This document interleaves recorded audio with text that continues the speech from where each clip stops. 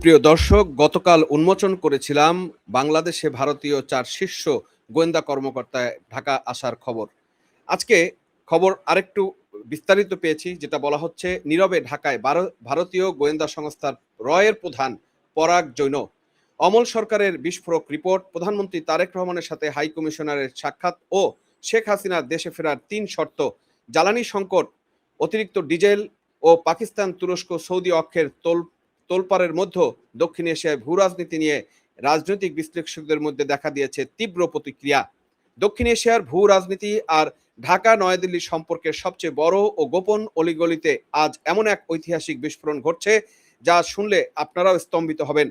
সাংবাদিক অমল সরকারের প্রখর ও অত্যন্ত চাঞ্চল্যকর রিপোর্ট, যা দ্য ওয়ালে উঠে এসেছে এবং আমরা স্ক্রিনে সেটা আপনাদেরকে দেখাচ্ছি। নীরবে ঢাকায় ভারতে বিদেশি গোয়েন্দা সংস্থা রয়ের প্রধান হাসিনার ফেরা নিয়ে কথা হবে সেনা কর্মকর্তাদের সঙ্গে।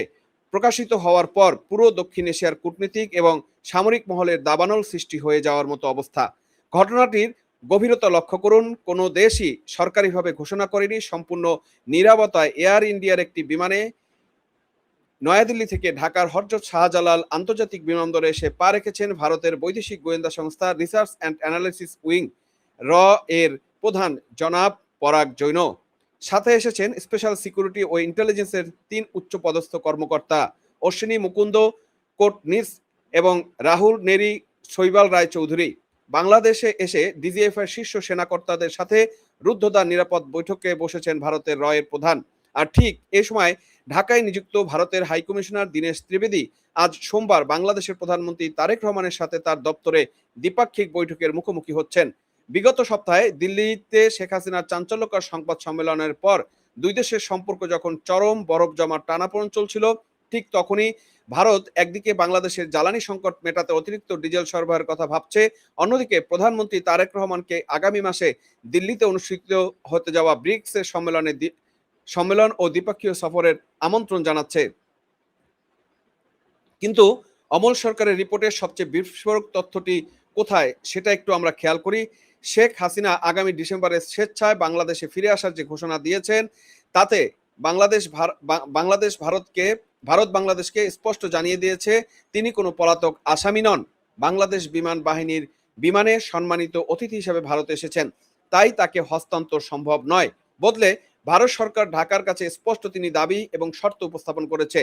দর্শক, আজকের ভিডিওতে অমল সরকারের এই সম্পূর্ণ রিপোর্ট ধরে ভারতের রয় প্রধানের মিশন, শেখ হাসিনার প্রত্যাবর্তনের শর্তাবলী এবং পাকিস্তান, চীন, তুরস্কের সৌদি আরবের নতুন সামরিক অক্ষ নিয়ে প্রখর এবং নির্মোহ ব্যবচ্ছেদ করব।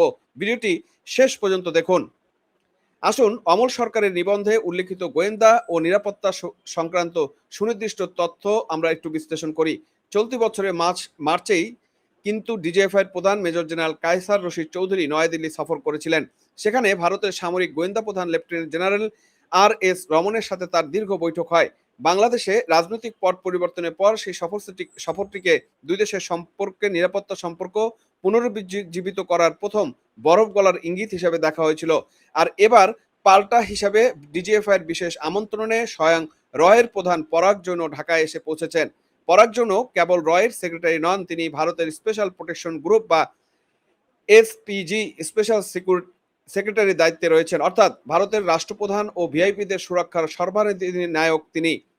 এমন একজন মানুষ যখন গোপনে 3 জন জ্যেষ্ঠ গোয়েন্দা কর্মকর্তাকে নিয়ে ঢাকায় আসেন, তখন বুঝতে হবে আলোচনা কেবল শুভেচ্ছা বিনিময়ের মধ্যেই সীমাবদ্ধ নয়। প্রিয় দর্শক, প্রধান এজেন্ডাগুলো কি কি? 1 নম্বর হচ্ছে শেখ হাসিনা নিরাপদ প্রত্যাবর্তন ও আইনি নিশ্চয়তা। 2, উত্তর পূর্ব ভারতের 7 সিস্টার সীমান্তে নিরাপত্তা এবং বিচ্ছিন্নতাবাদী প্রতিরোধ। 3, কক্সবাজারের শরণার্থী শিবির থেকে ভারতের বিপুল সংখ্যক রোহিঙ্গাদের অনুপ্রবেশ ও জাতীয় নিরাপত্তার ঝুঁকি। 2, প্রতিবেশী দেশের সামরিক ও গোয়েন্দা প্রধানদের মুখোমুখি বসা প্রমাণ করে সংবাদ মাধ্যমে যত তর্ক বিতর্কই থাকুক না কেন, পর্দার আড়ালে ব্যাক চ্যানেলে কূটনীতি ও গোয়েন্দা চ্যানেলগুলো কিন্তু এখনো সবচেয়ে বেশি সক্রিয় অবস্থায় কাজ করছে। বন্ধুরা, এবার আসুন এই রিপোর্টের সরকারের সবচেয়ে স্পষ্টগত এবং রাজনৈতিক আইনি উপাদানটি নিয়ে আমরা একটু আলোচনা করি বা কথা বলি। ঢাকা সরকারের অবস্থান অত্যন্ত স্পষ্ট। তারা সাবেক প্রধানমন্ত্রী শেখ হাসিনাকে একজন সাজাপ্রাপ্ত আসামি হিসেবে প্রত্যর্পণ চুক্তির আওতায় গ্রেপ্তার করে বাংলাদেশের হাতে তুলে দেওয়ার দাবি জানাচ্ছে। কিন্তু নয়াদিল্লি ঢাকা কর্তৃপক্ষকে একাধিকবার আইনি ও কূটনীতিক বার্তা দিয়ে জানিয়ে দিয়েছে শেখ হাসিনা ভারতে কোনো সাধারণ পলাতক আসামি হিসেবে যাননি। 2024 সালের 5ই আগস্ট বাংলাদেশ বিমান বাহিনী বিশেষ বিমানে করে অত্যন্ত সম্মান এবং নিরাপত্তার সাথে তাকে দিল্লি পৌঁছে দেওয়া হয়েছিল। তাই হস্তান্তরের শর্ত সেখানে প্রযোজ্য নয়। তবে শেখ হাসিনা যেহেতু নিজেই বার্তা দিয়েছেন যে তিনি চলতি বছরের ডিসেম্বরে সশরীরে দেশে ফিরতে চান, তাই ভারতের রয়ের প্রধান ও কূটনীতিক মহল ঢাকার প্রশাসনের কাছে 3টি শর্ত বা প্রত্যাশার কথা জানিয়েছেন। 1 নম্বর শর্ত হচ্ছে ট্রাভেল পাস ইস্যু করা, শেখ হাসিনা যাতে স্বাধীনভাবে দেশে ফিরতে পারেন তার জন্য ঢাকাকে প্রয়োজনীয় ট্রাভেল ডকুমেন্টস ও ট্রাভেল পাস ইস্যু করতে হবে। দ্বিতীয় শর্ত যেটা নিরাপদ স্বদেশ প্রত্যাবর্তন, বাংলাদেশে নামার পর তার নিরাপত্তা এবং কোনো ধরনের সহিংসতা ও আক্রমণের শিকার না হওয়া নিশ্চিত করার দায়িত্ব নিতে হবে সরকারকে। তৃতীয় শর্ত স্বাধীন আইনি ন্যায় বিচার, ফেরার পর তিনি যাতে যে কোনো অভিযুক্ত মামলার স্বচ্ছ, নিরপেক্ষ এবং আন্তর্জাতিক মান সম্পন্ন আদালতে ন্যায় বিচার পান তার লিখিত এবং প্রাতিষ্ঠানিক নিশ্চয়তা দিতে হবে। চিন্তা করুন, ভারতের 3টি শর্ত সরাসরি ঢাকা সরকারের কোর্টে বল ঠেলে দিয়েছে। এদিকে আইসিটি সাজা, অন্যদিকে জাতিসংঘের মানবাধিকার, আন্তর্জাতিক নিয়ম ও ভারতের শক্ত অবস্থান, এই দুইয়ের মাঝে দাঁড়িয়ে ঢাকার রাজনৈতিক নেতৃত্বকে এখন একটি চরম সিদ্ধান্ত নিতে হবে বলেই আমরা মনে করছি। এখন আসুন দেখা যাক ঢাকার প্রধানমন্ত্রীর রাজনৈতিক দপ্তরে আজ সোমবার কি খেলা চলছে। ঢাকায় নিযুক্ত ভারতীয় হাইকমিশনার দীনেশ ত্রিবেদী আজ প্রধানমন্ত্রী তারেক রহমানের সাথে অত্যন্ত গুরুত্বপূর্ণ এক বৈঠকে বসছেন। গত বুধবার দিল্লিতে শেখ হাসিনার বিতর্কিত সাংবাদিক বৈঠকের পর দুই দেশের সম্পর্কে যে নতুন করে উত্তেজনার পারদ চড়েছিল তা সামাল দিতে এই বৈঠকে হচ্ছে মূল চাবিকাঠি। কিন্তু রাজনীতির সৌন্দর্য বা জটিলতা একটু দেখুন। একদিকে যখন শেখ হাসিনা ইস্যু নিয়ে উভয় দেশের মাধ্যমে চরম উত্তেজনা বাক্য বিনিময় চলছে, ঠিক একই সময় বাংলাদেশের চলমান ভয়াবহ জ্বালানি সংকট মোকাবেলায় ভারতের কাছে অতিরিক্ত ডিজেল সরবরাহ করার জন্য জরুরি আবেদন পাঠিয়েছে বাংলাদেশের তারেক রহমান সরকার। ভারত কিন্তু জ্বালানি সরবরাহ বন্ধ করেনি, বরং তারা অতিরিক্ত ডিজেল দিতে প্রস্তুত। কেন? কারণ কূটনীতিক আবেগ নয়, বাস্তব অর্থনৈতিক স্বার্থ কাজ করে। একই সাথে হাইকমিশনার দীনেশ ত্রিবেদী প্রধানমন্ত্রী তারেক রহমানকে দুটি ঐতিহাসিক আমন্ত্রণ পত্র পৌঁছে দিচ্ছেন। আগামী সেপ্টেম্বরে নয়াদিল্লিতে অনুষ্ঠিত হতে যাওয়া ব্রিক্স শীর্ষ সম্মেলনে অংশগ্রহণের অফিসিয়ালি সরকারি আমন্ত্রণ, এবং 2 তারেক রহমানকে সপরিবারে নয়াদিল্লিতে দ্বিপাক্ষিক রাষ্ট্রীয় সফরের আমন্ত্রণের বার্তা। অর্থাৎ ভারত একদিকে শেখ হাসিনার আইনি নিরাপত্তা নিশ্চিত করতে চায়, আবার অন্যদিকে ঢাকায় তারেক রহমানের নতুন সরকারের সাথে কৌশলগত এবং অর্থনৈতিক অংশীদারিত্ব বজায় রাখতে চায়। একেই বলে রাজকীয় ভূ রাজনীতি। দর্শক, আমরা একটু অমল সরকার নিউজটার হেডিং গুলো আপনাদেরকে একটু দেখিয়ে আসি এবং উল্লেখ কথাগুলো একটু বলে আসি। সেখানে কি বলা হয়েছে? নীরবে ঢাকায় ভারতের বিদেশ গোয়েন্দা সংস্থা রয়ের প্রধান হাসিনা ফেরা নিয়ে কথা হবে সেনা কর্মকর্তাদের সঙ্গে। ঢাকায় নিযুক্ত ভারতের হাইকমিশনার দীনেশ ত্রিবেদী আজ সোমবার বাংলাদেশের প্রধানমন্ত্রী তারেক রহমানের সঙ্গে সাক্ষাৎ করবেন।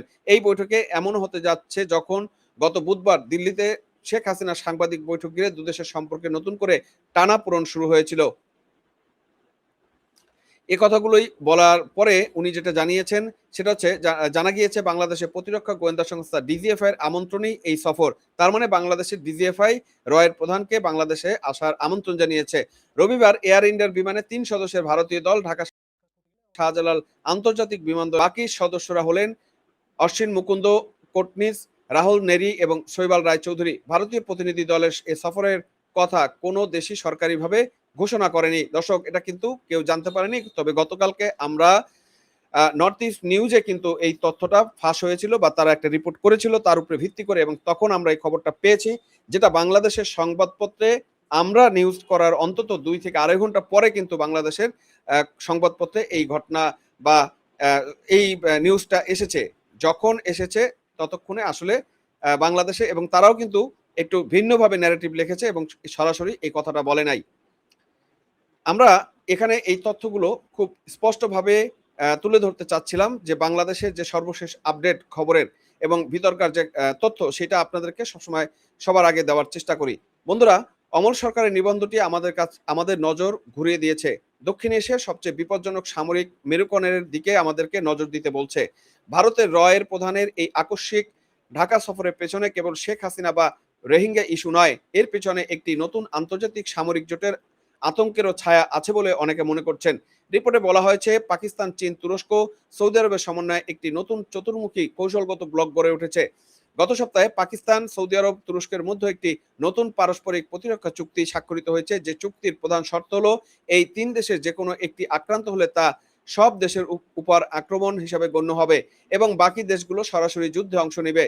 এর সাথে চীন ও পাকিস্তানের গভীর সামরিক যোগাযোগ এবং ইদানিং পাকিস্তান ও তুরস্কের জ্যেষ্ঠ সামরিক কর্মকর্তাদের ঘন ঘন বাংলাদেশ সফরকে নয়াদিল্লি অত্যন্ত সন্দেহের চোখে দেখছে। ভারত আশঙ্কা করছে বাংলাদেশের ভৌগোলিক ভূখণ্ড যদি পাকিস্তান বা তুরস্ক তাদের সামরিক গোয়েন্দা প্রভাব বিস্তারের কাজে ব্যবহার করে, তবে ভারতের শিলিগুড়ি করিডোর, চিকেন নেক্স এবং উত্তর পূর্ব ভারতের চরম নিরাপত্তা হুমকির মুখে পড়তে পারে। তাই রয়ের প্রধান পরাগ জন্য নিজে ঢাকায় এসে ডিজিএফ এর প্রধানকে স্পষ্ট বার্তা দিতে এসেছেন, বাংলাদেশকে কোনোভাবেই ভারতীয় সীমান্ত বিরোধী শক্তির প্রক্সি গ্রাউন্ড হতে দেওয়া হবে না। দর্শক, আপনারা এই রিপোর্ট বা এই তথ্য যেগুলো আমি বলার চেষ্টা করলাম সেগুলো দেখে আপনাদের কাছে কি মনে হচ্ছে? অমল সরকারের এই এক্সক্লুসিভ রিপোর্টে দ্য ওয়ালে যেটা প্রকাশিত হয়েছে এবং উন্মোচিত হওয়া ভারতের রয়ের প্রধানের ঢাকা গোপন সফর এবং শেখ হাসিনার দেশে ফেরার ৩ শর্ত এবং প্রধানমন্ত্রী তারেক রহমানের সাথে ভারতের এই কূটনীতিক লেনদেনকে আপনারা কিভাবে দেখছেন? আপনাদের তীক্ষ্ণ মতামতগুলো আমাদেরকে জানানোর চেষ্টা করবেন এবং আমরাও আপনাদের কাছ থেকে সেই মতামতগুলো প্রচার করার চেষ্টা করব। ভিডিওটি বেশি বেশি শেয়ার করে সত্য অনুসন্ধানী বিশ্লেষণ ছড়িয়ে দিন। আজ বিদায় নিচ্ছি, দেখা হবে পরবর্তী ভিডিওতে অন্য কোনো বিষয় নিয়ে। ততক্ষণ ভালো থাকবেন, সুস্থ থাকবেন এবং নিরাপদ থাকবেন।